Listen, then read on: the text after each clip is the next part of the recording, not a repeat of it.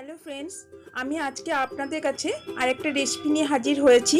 অনেক দিন পর আমি আবার রেসিপি নিয়ে হাজির হয়েছি। তো যাই হোক, আপনারা যারা এখনও আমার চ্যানেলটি সাবস্ক্রাইব করেননি ঝটপট সাবস্ক্রাইব করে ফেলুন আর পাশের বেল আইকনটি অবশ্যই প্রেস করবেন। আপনারা দেখে বুঝতে পারছেন আশা করি, আজকে আমি এখানে গাজরের হালুয়ার রেসিপি নিয়ে উপস্থিত হয়েছি। আর যদি পছন্দ হয় তাহলে একটা লাইক করবেন, সকলের মধ্যে শেয়ার করবেন আর কমেন্ট করে জানাবেন কেমন হয়েছে আমার রেসিপিটা। ঝটপট দেখে নিন কিভাবে আমি গাজরের হালুয়াটা বানাচ্ছি। খুবই অল্প ইনগ্রেডিয়েন্টস লাগে আর খুব তাড়াতাড়ি হয়ে যায়। তো এখন তো বাজারে প্রচুর গাজরও পাওয়া যাচ্ছে। তো আমি এখানে 3 কাপ গাজর এরকমভাবে ঝিরিঝিরি করে আমি গ্রেটারে দিয়ে কেটে নিয়েছি। গ্রেটার দিয়ে আমার এখানে মেজারিং কাপের 3 কাপ গাজর আছে। আমি গাজরটা কড়াইয়ের মধ্যে দিয়ে দেব।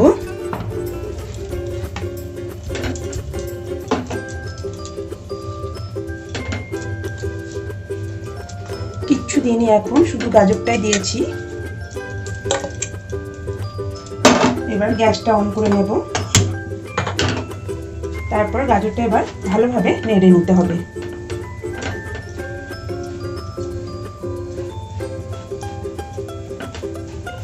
আমি ডেসক্রিপশন বক্সে সমস্ত উপকরণের মাপ পরিমাপ দিয়ে দেব, তো সেখান থেকে আপনারা চেক করে নেবেন।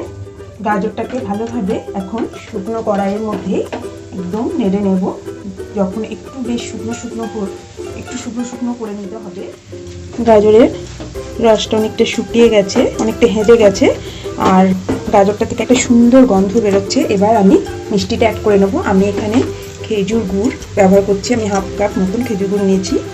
আপনারা চাইলে চিনিও ব্যবহার করতে পারেন, সাধারণত চিনিটাই ব্যবহার করা হয়। তো আমি এখন যেহেতু গুড় আছে তো গুড়টাই আমি ব্যবহার করছি। এবার গুড়টা দেওয়ার পরে গুড়টা থেকে একটা রস বেরোবে। গুড়টা যখন মেল্ট হবে আর গাজরেরও খানিকটা রস বেরোবে। তো এটা ভালোভাবে মেরে নিতে হবে। সময় আমি বেশি ঘি ব্যবহার করছি, 1 টিস্পুন মতন। খুব বেশি ঘিয়ের প্রয়োজন নেই, সামান্য পরিমাণ ঘিটা দিলে একটা সুন্দর ফ্লেভার আসবে আর খেতেও একটু টেস্ট হবে। দিয়ে ভালোভাবে নাড়াচাড়া করে সমস্ত জলটাই ভালোভাবে শুকিয়ে নিতে হবে। রসটা পুরো ভালোভাবে শুকিয়ে গেলে সামান্য পরিমাণে দুধ দিয়ে নেব। গাজরের সমস্ত রসটাই ভালোভাবে শুকিয়ে গেছে, সামান্য একটু দুধ দেবো। দুধটা দেওয়ার কারণ হচ্ছে যে মিষ্টিটা দিয়েছি তাতে একটা চিপচিপা ভাব আছে, তো দুধটা দিলে সেই চিপচিপে ভাবটা থাকবে না। এই দুধটাও দিয়েও ভালোভাবে আরও কিছুক্ষণ নাড়াচাড়া করে নেব। আর সামান্য পরিমাণে এলাচি গুঁড়ো। আপনারা দেখতে পাচ্ছেন দুধটাও মরে গেছে, গাজরের সঙ্গে ভালোভাবে মিশে গেছে। তো এবার গ্যাসটা কমিয়ে দেবো। দিয়ে একে একে সমস্ত ড্রাই ফ্রুটসগুলো আমি দিয়ে দেবো। কাজুটা কুচি করে নিয়েছিলাম, বাদাম, কিশমিশ, আপনাদের কাছে যা ড্রাই ফ্রুটস থাকবে, পেস্তা থাকলে পেস্তাও দিতে পারে, অসুবিধা নেই। অল্প খানিকটা রেখে দিলাম গার্নিশের জন্য। আর এবার একবার ভালোভাবে নাড়াচাড়া করে নেব। দুধটা মিশে যাওয়ার পরেও কালারটা খুব সুন্দর রয়েছে।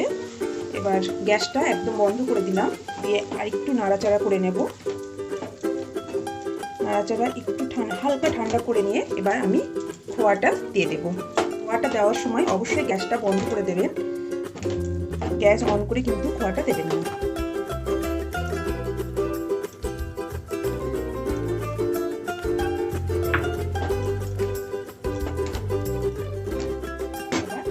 সার্ভ করে নিতে হবে।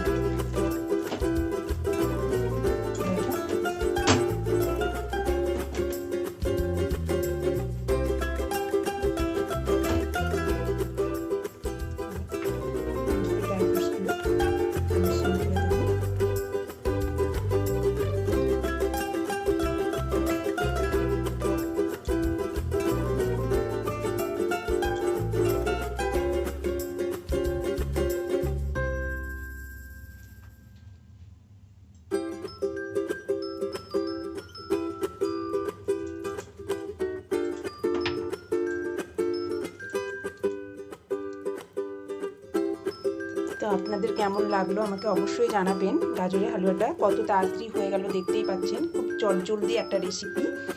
শীতের মরশুমে একটা সুন্দর একটা মিষ্টির রেসিপি আপনাদের কাছে নিয়ে হাজির হলাম।